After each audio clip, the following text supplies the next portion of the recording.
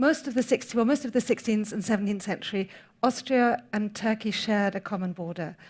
And for long stretches of that common history, long stretches of that common history were marked by conflict. So it's probably not surprising that in Western general perception, at least, that relationship between these two great empires is generally marked or reduced to conflict, to war. But there was much more than seeing the Ottomans as a lethal threat or great enemies. There were diplomatic missions, there were trade delegations, there was artistic exchange, there were artistic exchanges, and there was also a deep fascination, a deep interest in the West with the exotic East that the Ottoman East, deep fascination with the exoticism that the Ottoman East represented. And this greatly impacted Western artworks. And I would like to talk about this more nuanced picture using artworks from the Kunsthistorisches Museum, a selection of artworks from the Kunsthistorisches Museum. Artworks that illustrate this, not just a century and a half of war, but also deep respect, interest, a fascination with the artworks, with the artworks, or with the Ottoman East and the great sophisticated court in Constantinople. What's the one I'm looking for? That would be this one. All the objects I'm going to show you are from the Kunsthistorisches Museum in Vienna. That's what it looks like today. It was built in the late 19th century, and it's one of the 6 largest museums in the world. It houses the collections assembled by the Habsburgs, by the former imperial family of Austria, over 5 centuries. They were, thank God for us, they were great lovers of art, great connoisseurs, and they assembled really magnificent masterpieces. I will show you a selection of these artworks, and then I will not organize them chronologically, but sort of as examples, more sort of by themes or by subject matter. The Habsburgs ruled over most of Central Europe from the middle of the 15th century onwards. This is just a short map to give you, remind you of the historical situation. That's Austria today. Vienna is sort of here, and all of this is the Holy Roman Empire. It includes, as you can see, parts that are now northern Italy, parts of most of Germany, parts that are now Poland and even Russia, and over here this is now France, all of this is now France, and up here that's Holland, Luxembourg and Belgium. Most of Central Europe. And probably the most important emperor at the time was Emperor Charles V, that's a bust of him over there, and he was not only Holy Roman Emperor, he did not only rule over the Holy Roman Empire, the German Empire, he was also King of Spain. So he ruled over most of the Iberian Peninsula, large parts of Italy, and of course the provinces, the dominions that Spain had in America and in the Far East. After his death, after he abdicated in 1556, he was the only emperor ever to abdicate, the dominions, or the Habsburg countries, were divided. So the Spanish dominions, that's Spain, and these here were inherited by his brother, Emperor Ferdinand I, by his son, that's King Philip II of Spain. He also inherited the Spanish Netherlands, and all the other lands, this was ruled by his brother, Emperor Ferdinand. So from that time onwards, we have the Spanish line, the Spanish branch of the Habsburgs, and the Austrian branch of the Habsburgs. But in the 16th century, it wasn't only the Habsburgs who were expanding, it was also the Ottoman Empire. Suleiman the Magnificent became ascended to the throne in 1520, and he very quickly started to expand the empire up the Balkans, northwestward, so to speak. That's the direction that interests us at the moment. And as you can see, the border eventually was very, very close to Vienna. That's Vienna, and that's the border of the Ottoman Empire. He ascended to the throne in 1520. In 1521, the Ottomans conquered Belgrade. In 1526, we have the Battle of Mohacs, at which the flower of the Hungarian nobility, together with their young king, Louis II of Bohemia and Hungary, were killed in battle. He was only 20 when he died, and from that time onwards, Hungary was part of the Ottoman Empire for about 150 years. That's the last Jagiellonian king of Hungary and Bohemia, and that is his wife, Mary of Hungary. She became a widow at 21, and she refused to wear anything but widow's weeds after her husband had died. She was a Habsburg princess. She's a sister to Emperor Charles V and his brother, her brother, Emperor Ferdinand I. And this is important because these two did not have any children. So the inheritance contracts between the kings of Hungary and Bohemia and the Habsburgs laid down that after his death, the Habsburgs would inherit Bohemia and Hungary. So the Turks occupying Hungary at least from the Austrian point of view, was something very personal to her brother, and he was very keen to recapture Hungary, but as I said, that would take another 150 years. So Mohács 1526, and in 1529, the Ottomans laid siege to Vienna for the first time. Vienna was surprisingly badly prepared for this. The walls dated from the 13th century, and they were in very bad repair. I apologize for this contemporary image. I'm afraid it's the, I'm not sure that you can see very much. That's Vienna in the background there. That's St. Stephen's Cathedral. And down here you have the tents of Suleiman the Magnificent, and that's his army encampment. That's a contemporary Ottoman miniature, which is a little more clear. Again, you have the city in the background there, and out here you have the cannons. So Vienna, somehow nobody really was expecting him to actually attack Vienna, but he did. On the 27th of July, 1519, he laid siege to the city.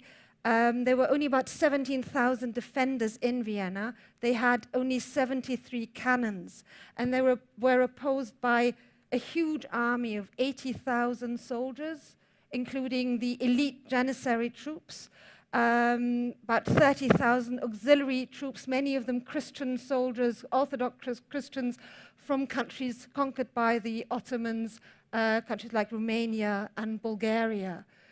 As I said, the Viennese had 73 guns, 73 cannons. The Ottomans had over 300. They only had 2 very large guns because the roads in Hungary were so bad that they could not move the others to Vienna in time.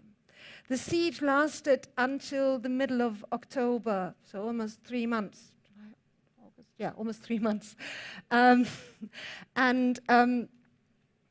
The reason Suleiman called off the siege was that the Turkish losses were very high. They lost over 20,000 soldiers.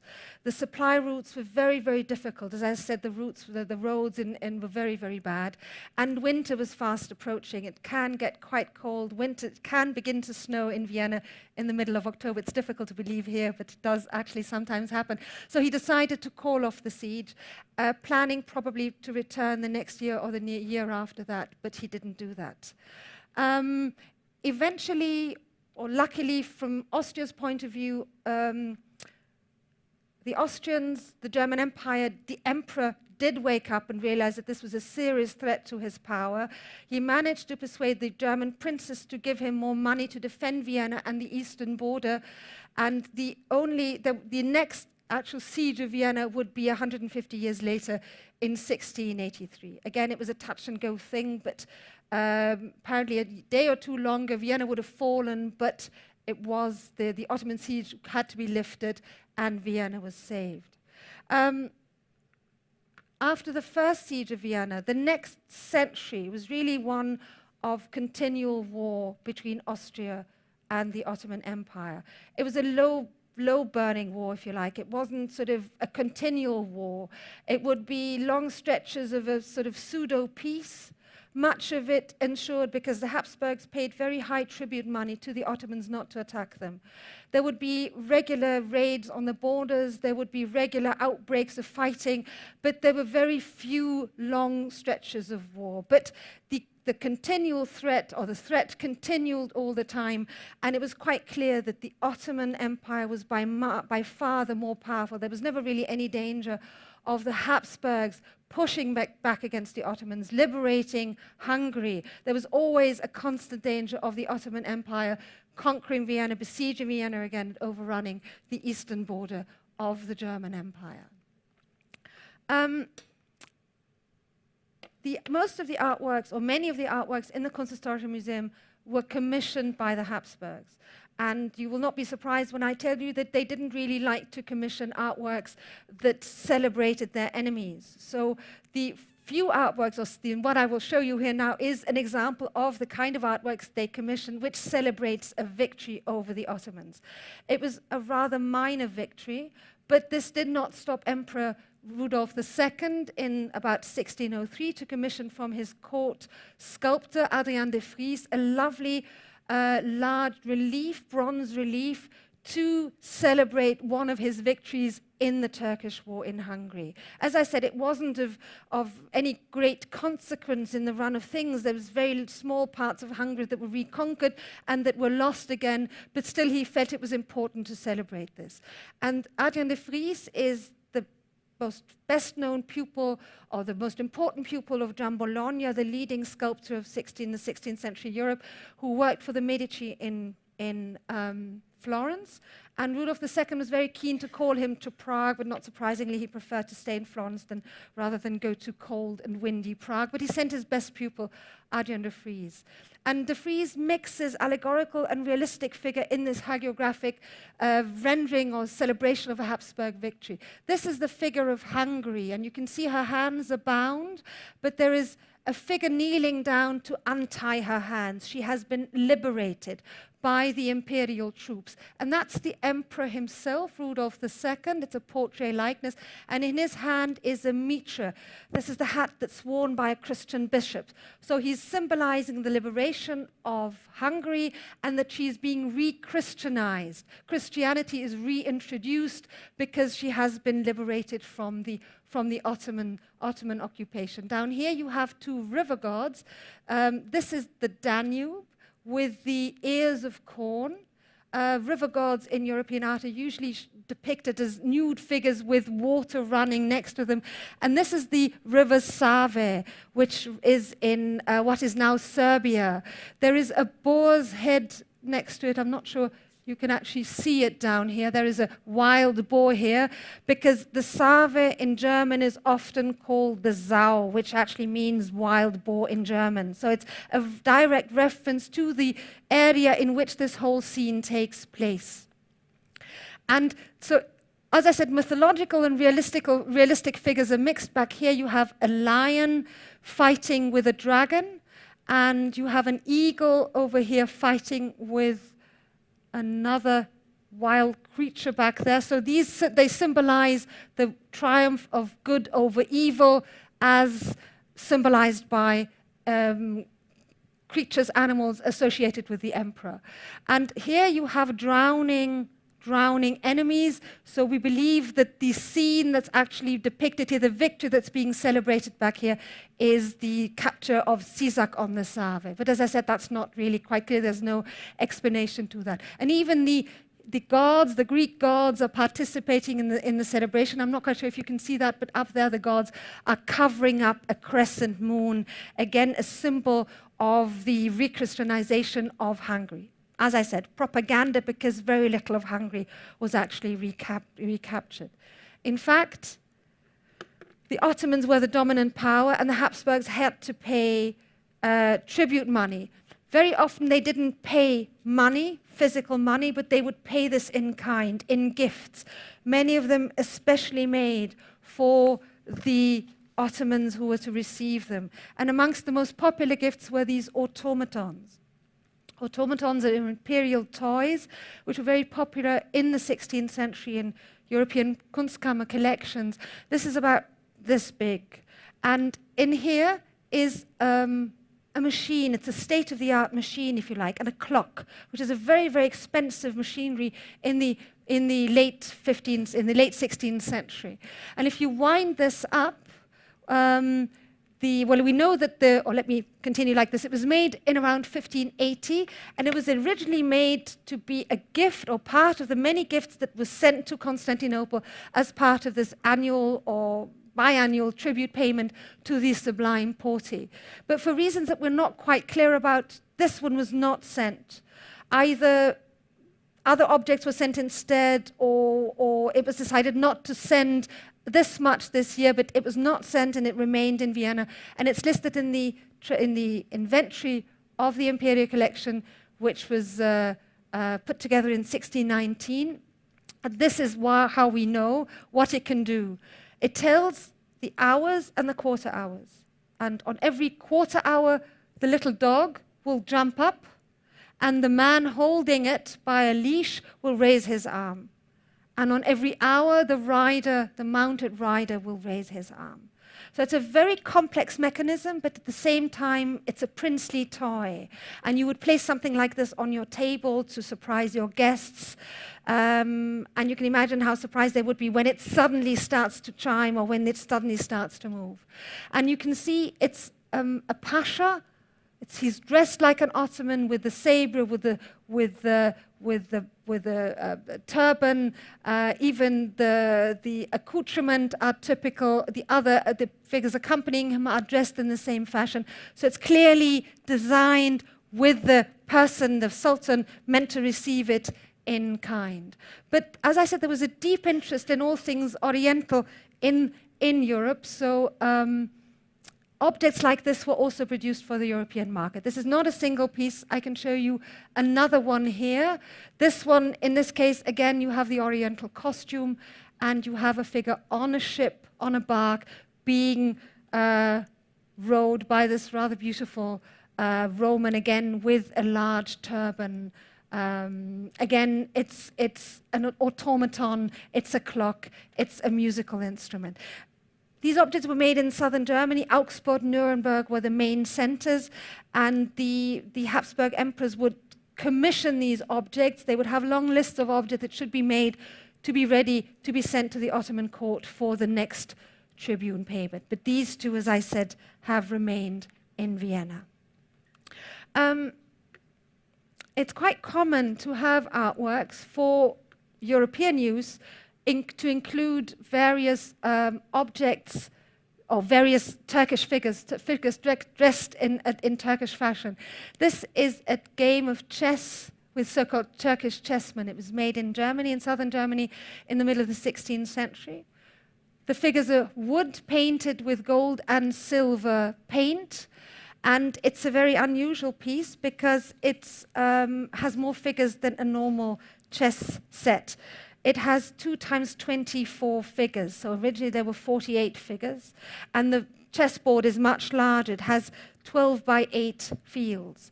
This kind of chess is called courier chess. And it was very popular. It's a form of chess, if you like. It was very popular in Germany until the 17th century. But this is the only almost complete set to have survived. 11 pieces have gone missing. So it has additional pieces. It has, for example, couriers. It has an advisor. It has a jester, and so on. So additional pieces that move in ways similar to the chess pieces that were included. And the reason I wanted to show it to you is because here is a beautiful figure of a Turk. The jester is usually depicted as a Turkish soldier. He holds this typical triangular Turkish shield. He has a mace in his other hand, and you can see he's got a very elaborate and beautiful turban as well. Often or sometimes their faces were even painted black, so we're not talking individual portraits. It's a more generic image of a Turk. I think I have an image of all the different figures. You can see them here. There is one, there is the other one. They're really quite similar, only differently painted. It just shows you how prominently the Turks or the Ottoman Empire figured in 16th century Germany and art produced in Germany in Central Europe at the time. This chess set is in pristine condition. It was probably never used. It was probably a showpiece for a princely treasury. Objects like this would be shown to visiting guests, other scholars, would be discussed, would be handled, would give rise to learned conversations, whatever. And this was in the collection of Archduke Ferdinand II. He had a great collection, a great Kunstkammer collection, Ambras near Innsbruck, and we will meet him again later. He was one of the great collectors, one of the great Habsburg collectors in the 16th century. So these are generic pictures of Ottomans, not individual pictures, but there also were a number of supposedly portraits of Ottomans. And this is from the Ambras portrait collection. Ambras is that palace near Innsbruck that was owned where Archduke Ferdinand II resided. He began this collection in 1576, and it's over 1,000 images. They're all about the same size, about 14 by 10 centimeters. It was a popular fad in the 16th century to collect portraits of famous people.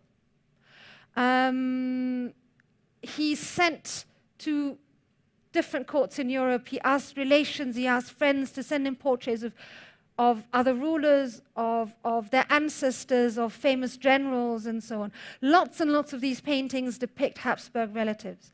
But he also has legendary creatures like Count Dracula. He has I don't know, Attila the Hun is there, Salah ad-Din is there, famous earlier warriors are there, Charlemagne is there, of course. He even has people, today we'd say people famous for being famous for being famous. I suppose if Kim Kardashian had lived there, he'd have a portrait of Kim Kardashian. He had portraits of a woman who allegedly never ate for 20 years, portraits of a man who was covered with hair all over. So just people who were famous. That's what he needs in his collection. But as I said, he also had famous rulers, famous generals. So he wanted to have portraits of Ottomans. And 14 Ottoman portraits have survived, and you have a selection of them here. He had portraits of almost every Ottoman ruler from Orhan I to Suleiman the Magnificent. But he even had portraits of some Ottoman or spouses of Ottoman sultans. That's Roxanne, the famous wife, the celebrated wife of Suleiman the Magnificent.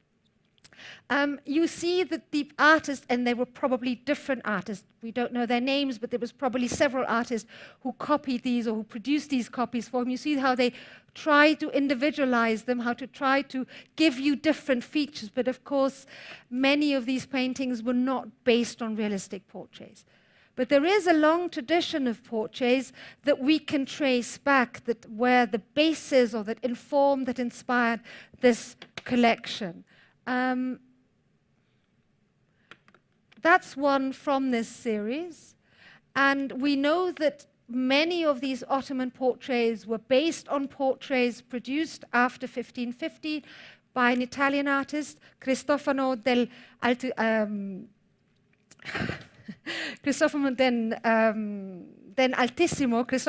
Altissimo for Duke Cosimo I of Medici in Florence. And they were hung up here in the gallery in the Uffizi galleries, or in this long gallery in the Uffizi galleries. You can see how this one clearly inspired this one. But Del Altissimo didn't know the Ottoman sultans. He himself based his portraits on another earlier series collected by another great humanist and collector, Paolo Giovio. And Giovio's paintings, in turn, are based on a series allegedly produced by an Eastern artist and given by Khaireddin Barbarossa, who was an Ottoman admiral, great enemy of the Habsburgs. That lecture you mentioned that I gave about the Tunis curtains, that's the man who Charles V set out to defeat when he set off to reconquer Tunis in 1535. So Khaireddin Barbarossa gave this series of Ottoman portraits of Ottoman sultans to a French French admiral in 1543. And because it was such a famous area, it was copied many, many times, and it was the model for these Ottoman portraits. But the fact that it would be copied so often shows you how much the West, how many people in the West were fascinated by the Orient, fascinated by the Ottomans, and wanted to own or wanted to know a piece, wanted to be connected with a piece by them. There isn't really a tradition of this kind of portraiture in Ottoman art, and it was probably initially inspired by the visit of Gentile Bellini, famous Venetian painter who went to the court of Murad I between 1479 and 1481. He's invited by the Sultan to paint there, to teach the artists. Murad obviously was very much impressed by Western art, and he wanted to create something like that in Constantinople. And this painting, unfortunately, that's the only one I'm showing you that's not in the collection of the Kunsthistorisches Museum. It's in London. But this is clearly the model for these series of paintings created throughout the 17th century. But as I said, by far the largest, the most comprehensive of these portraits, including portraits of Ottomans, is the one assembled by Archduke Ferdinand from 1576 onwards that is now in Vienna. It fills a whole room in the museum on the second floor. Yeah, this is a wonderful painting, but unfortunately it's a terrible slide. I apologize. By being blown up here, it has lost a lot of its focus, and we try to make it more focused, but unfortunately we cannot. It's a great painting by Titian, one of the three great Venetian painters of the 16th century, and it's dated 1543. Sorry, wrong button. If you look here on this little piece of paper, it's actually signed. Titian signs it with his name and his newly acquired title, because the emperor knighted him. He signs himself Equus, knight, and he dates it 1543. It's a huge painting. It's 2.5 by 3.5 meters wide. And it was commissioned by a wealthy merchant from the Low Countries who lived in Venice. He had a big palace in Venice, and it was painted for his palace. It's a story that's very unusual in Venetian art, but it's very common in northern painting, and as it had a northern patron, that's why Titian depicted it. It's a story from the Passion, Ecce Homo. You have the scourged Christ up there, and this is Pontius Pilate. He's the Roman general.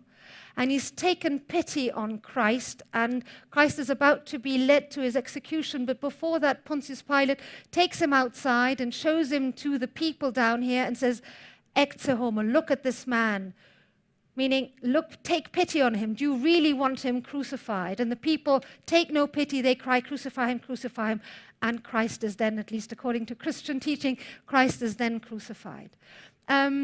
It's unusual, I'll talk about that a little bit later, that Titian places him up there, not in the center of the composition. But what is perhaps even more unusual are the two figures opposite him on the far right. This one is a Christian soldier. Davalos, he was a commander of the imperial troops for Charles V. But the man next to him with this big, big turban, and if it were a better slide, you could see it's a portrait of Suleiman the Magnificent. I hope you believe me, even if you cannot see it. It really is him. And this is really very unusual. What is he doing in this painting?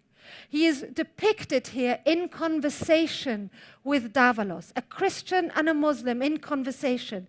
It's not one superior to the other. They are of equal standing. They are conversing like friends.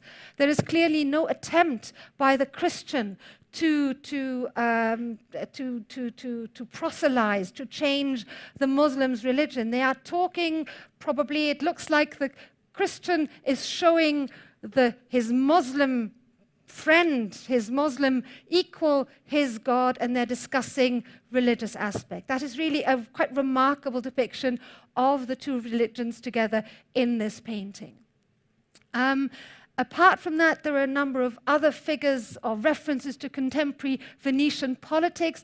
The Roman governor is in fact a friend of Titian is Pietro Aretino. He was a writer, an Italian writer, a poet, as I said, a friend of Titian, a satirist, and a blackmailer. He was one of the most feared men and one of the most influential men in contemporary Italian politics and culture. You should not be on the wrong side of him. That was very, very painful. And he's depicted here. Titian was very, very close to him, as I said. That's quite probably Titian's daughter, and this is probably the Doge at the time, Pietro Orlando. And there's a clear reference to the Habsburgs as well. As I said, Titian had recently been knighted by the emperor. He was Charles V, the emperor's personal court painter, and there you have the double-headed Habsburg eagle.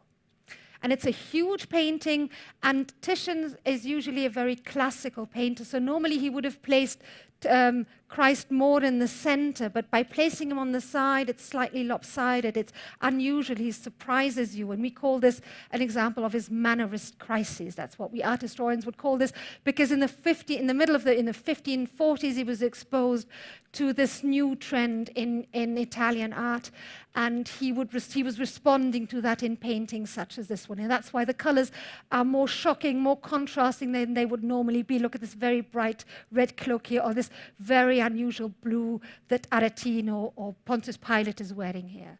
And what you cannot see here, we've recently restored this painting, and the velvet in this robe is unbelievable. It's so finely, so beautifully painted, but it's, as I said, you have to come to Vienna and see it there. It's really impossible to just see that on this very bad slide, for which I apologize again. Giovanni Danna, the merchant from the Netherlands who commissioned the large Ecce Homo, lived in Venice. And Venice was an important trade center, or for trade with the Orient, with the East. And it's not surprising, therefore, that in portraits such as this one of a very wealthy Venetian merchant, Titian includes references to his contacts, to the fact that his wealth comes from there. This is Fabrizio Salvaresio, and this tablet up there gives us his name and the fact that Titian painted this, and his age, he was 50, and the date 1558. He must have paid a huge amount of money. Titian was a very, very expensive painter, so he's really showing off here. And you can see in his pose and his rich clothing and the clock back here, that's a very expensive toy, very expensive instrument again, that he is showing us that he's a very, very wealthy man. Black is the most expensive color you can wear in the 16th century because it takes the most dye to make it truly black. So by wearing black clothes, he's showing again his wealth. We will know that the Salvaresio family was active in Venice, in Messina, in Genoa. They became wealthy by importing Turkish wheat to Venice. But they were also traders. They also traded in silk and velvet and in slaves, another very profitable trade at the time. And as I said, his pose, his self-assured pose, the way he's depicted in the painting, and Titian is a very clever portrait painter. He doesn't really, there's not much you can do to vary the pose. You have the sitter standing in front of you. It's usually a half-length or the three-quarter length portrait. He faces you, maybe a three-quarter profile as we have here. But Titian has slight twists and turns, slight changes to give you his character. So you can see that he's a very self-assured, very maybe not too lively, slightly, well, I suppose clever. You cannot cheat on him very easily. But what is interesting, look what he clearly presents to us by putting his hand there, by pushing his cloak back. That is a silk sash that's clearly inspired by Oriental fashions. And you have a black slave here, again, something that is connected with the Orient. And we have even more direct fashion imports from the East. This is a portrait of a lady that I truly love. She's called Isabella DEste. She was Marchioness of Mantua, and she was one of the most fascinating women of the 16th century. She She was very well educated, and she was a dedicated collector. It was very unusual for women to be collectors, but she loved collecting. She didn't have that much money, so she was quite unscrupulous in the way she obtained objects, but she got them in the end. And she had a fabulous collection in Mantua, where she lived. She was also a great collector, not just of objects, but also of paintings, and she was very, very keen to be painted by Titian, the most famous painter at the time. As a young woman, she was famous for her beauty and her sense of dress, her sense of fashion throughout Europe. We know that some ladies at other courts commissioned little dolls dressed in Isabella's fashion so that they could copy that and wear what she wore. And one of the things she is famous for is this thing. It's called a balzo alla turca. It's clearly inspired by a turban. It's like sort of, it's like, I can't think of the English word. It's sort of three-dimensional. It's covered with silk and this thin web of gold, and it has this richly embroidered piece at the front. She was famous for her beauty. She was famous for her clothes. And when Titian painted her here in about 1534, she was 60. And I'm sure you agree with me that she doesn't look 60. She was also very, very vain. So what she decided to do, because by that time she was very, very fat. She was so fat that she couldn't climb stairs anymore. So she didn't really want to be remembered by posterity or for posterity in this way. So she decided to tell Titian, I do not have time to sit for you for hours. And she sent him a portrait of herself aged 20. So here you have her with the face of 20 and the clothes of today, which is a lovely combination. And as you can see, that might be the reason why the face is a little less lively than the rendering of, look at the way he paints. Even in this slide, you can see how beautifully he paints the fur or the embroidered sleeves down here. And I must say in Titian's defense that the painting was cut. It was originally about 10 centimeters wider on each side, so she would move a little bit more easily. And as I said, she inspired a fashion that was really very, very popular throughout Italy. And here's a lovely portrait by Parmigianino of another lady. It's an unfinished portrait, but again, you can quite clearly see that she wears a similar headdress. This is a mannerist painter. It's much closer to you, much more immediate. Titian's, compared to that, is much more quiet, but that's because he's a slightly older artist. But in no way is it a worse painting. Quickly, another aspect of fashion that became very prominent in Venetian art. This is a popular topic, another religious topic, is the three magi, the three wise men from the east to follow the star to Bethlehem to pay homage to the newborn baby Jesus. There he is on the lap of the Virgin, and there the three are, and one of them is always dressed in Eastern fashion. And in Venice, there is this long tradition dating back to the late 15th, early 16th century of depicting figures in very elaborate Oriental dress. It probably derives from the fact that many of the popular saints like St. George or St. Mark or St. Nicholas lived in the Middle East in pre-Islamic times, but would be depicted in Islamic robes in the paintings that were commissioned by the various fraternities in guilds in Venice. And Veronese is one of the three great Venetian painters of the 16th century, together with Tintoretto and Titian. And you see it's a horizontal format because Veronese loves to tell a story. So the religious story isn't really important to him. He gives you a beautiful, elaborate torment. Look at the beautiful robes, the expensive materials, this lovely figure seen from the back, the robes back here. And of course, he needs to include a camel. I doubt he's actually ever seen a real camel, but there it is, hiding in the background. And he's got this big horse in the foreground. The horse is even more prominent than Jesus, so he's much more interested in these decorative details. Tintoretto, the third great Venetian painter, another portrait of a wealthy Venetian lady. We don't know for sure who she is, but you can see she's wearing a very expensive velvet dress, lots of jewels. She's very self-assured looking at us. That's a little ferret down here in sort of a gilded case, which was a popular toy. People would carry dead ferrets around or the skin of a dead ferret. Sounds actually quite horrible, but they would carry that round as piece of decoration.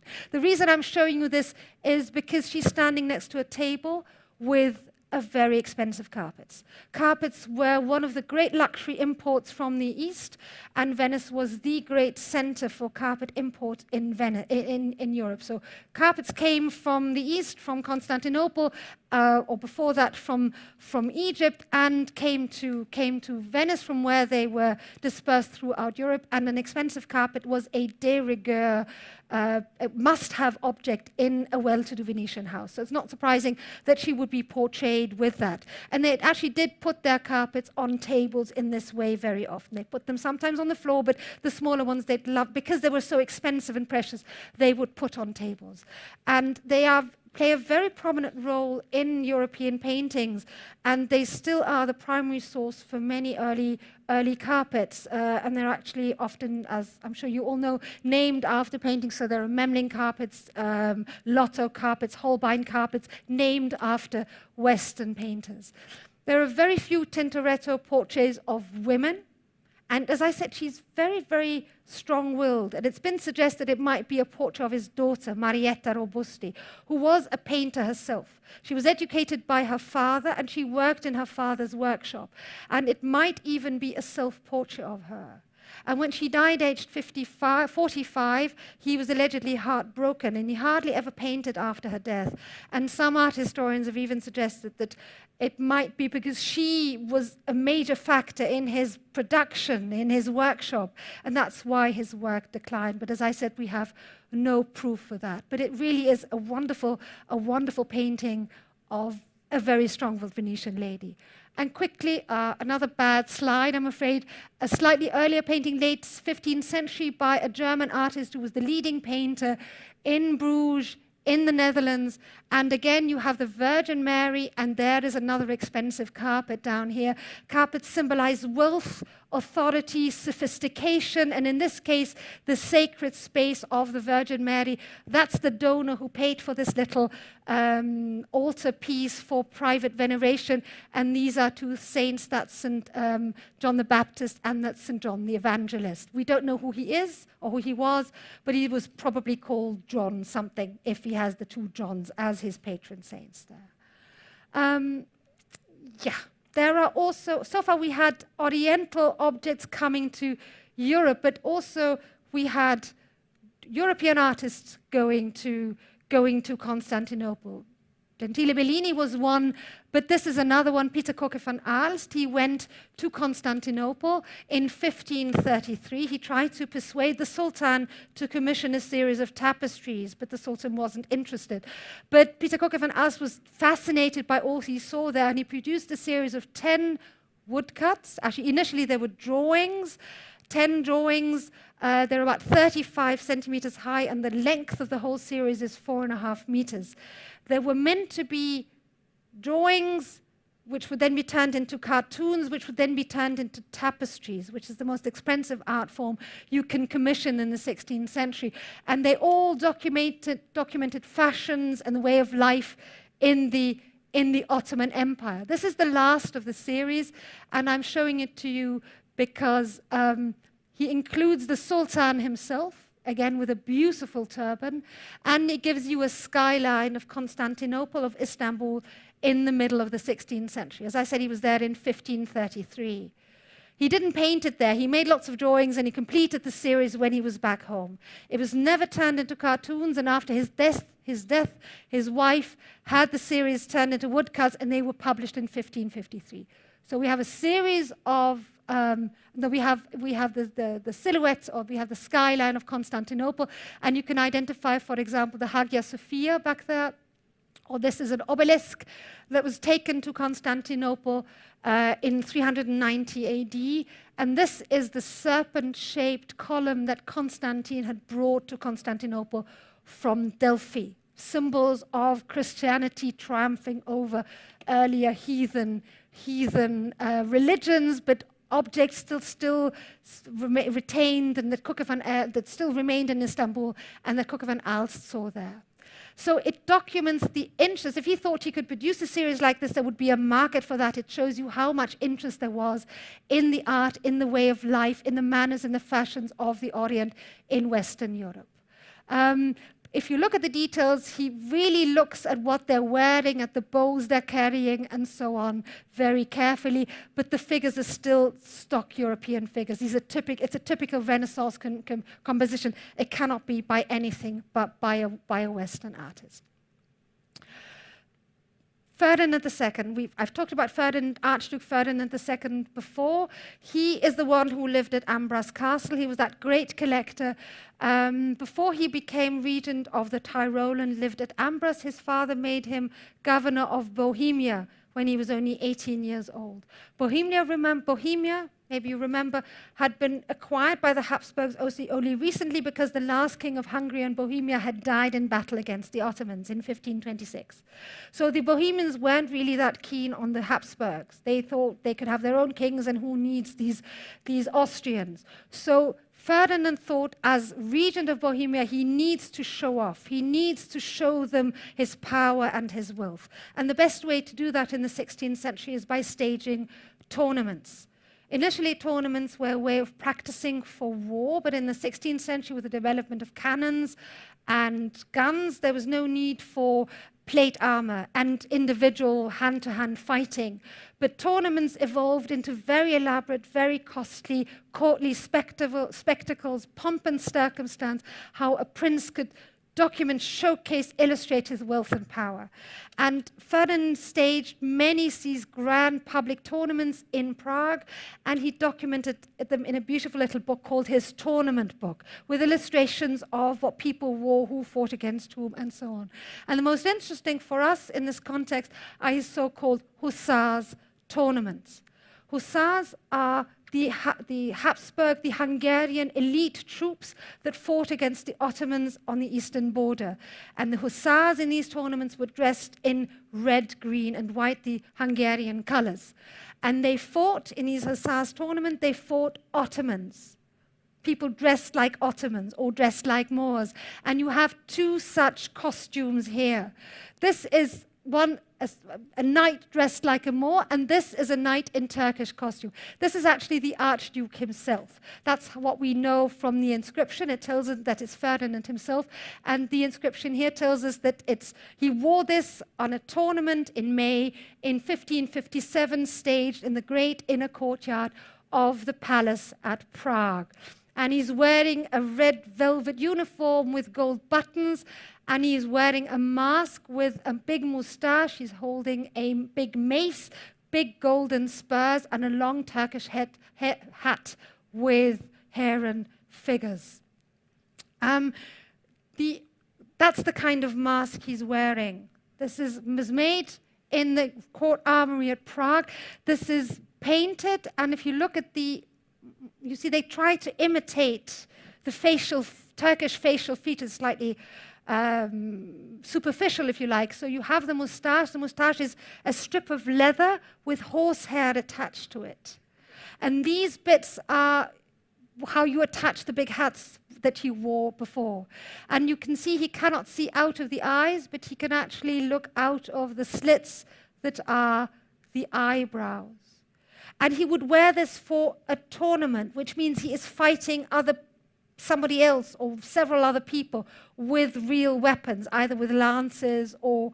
It's quite a dangerous sport and a very, very expensive sport. But they would dress up in this way. And this is the kind of arms they were carrying. This is a helmet worn by the Archduke. It imitates a Turkish helmet. It's embossed silver, again made in the Royal Armory. And this imitates a Turkish shield. This is Constantia, Constance. And he wore this for a tournament staged to celebrate his second marriage in 1582, and it was initially decorated with red parrot feathers. It must have been really quite spectacular. And I have, I think, yes, one more picture of the whole thing put together. All the objects here are original. This is original here. Again, it imitates a Turkish piece. It's half magical and half practical to ward off flies. This is a boar's tusk, that's gilt silver, and this is yak wool here. All the metal bits are made of silver. The only thing that's modern are the textile pieces. That's the helmet. Oh, and the shield is not the original one. It's from the 16th century, but it's not the original because the original was made of silver and it was melted down in 1809 because the money was needed to pay the troops to defend Austria against Napoleon's approaching army. So we have fights, we have duels, staged duels at these costly, precious, magnificent tournaments of Hungarians fighting Ottomans. But of course, all the knights fighting in these tournaments would be Hungarian or Austrian or Bohemian knights, including the Archduke. They had no qualms about dressing up as Ottomans. And the reason is that they were all familiar with chivalric novels written in the 16th century. This is the title page of one of them, Orlando Furioso by Ariosto. One of the other ones is Torquato Tasso's Gerusalemme Liberata.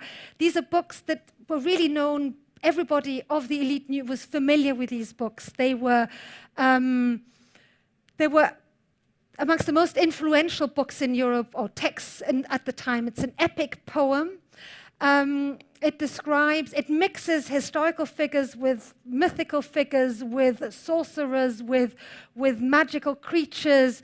It describes the battles fought by Emperor Charlemagne, who actually did exist, and a Saracens king of Africa, North Africa, called Agramonte. And it takes place all over the world, including the moon. And it has lots of brave knights fighting each other, Christian and Muslim knights. And some of these fighters are brave female warriors. So they don't only fight, but they also fall in love. And one of the main characters is Orlando. And Orlando goes mad from love for beautiful Angelica. And one of his friends takes a hippogriff, that's a mythical creature, a mixture between a horse and a griffin, and he takes a hippogriff and rides to the moon, because apparently everything that is lost on Earth can be found on the moon, including Ariosto's wits. And his friends puts them in a little glass bottle and takes them back to Earth and lets Ariosto sniff them. And this restores and cures him again. So you see, it's a wonderful, magical story. Everybody was familiar with this. But the Muslim knights in these texts are just as courageous, just as brave, just as noble, just as chivalrous as the Christian ones. So none of the Austrian or Bohemian nobles had any qualms about dressing up as them. And as you see, the Archduke, the Emperor's son himself, dressed up like this too. So the Turks, the Ottomans, the Muslims were not only enemies, but they were greatly admired as brave warriors as well. And I'm late as always, but I think I have one more painting I would like to show you. It was just the selection of the objects that I showed you, but I'd like to end with something that is maybe slightly unexpected. Two beautiful still lifes by painters from the Netherlands. Actually, Georg Flegel is a German painter, but he also worked a great deal in the Netherlands. And the reason I'm showing you these is because they have a lot of tulips. Tulips play a very prominent role in these Dutch 17th century still lifes.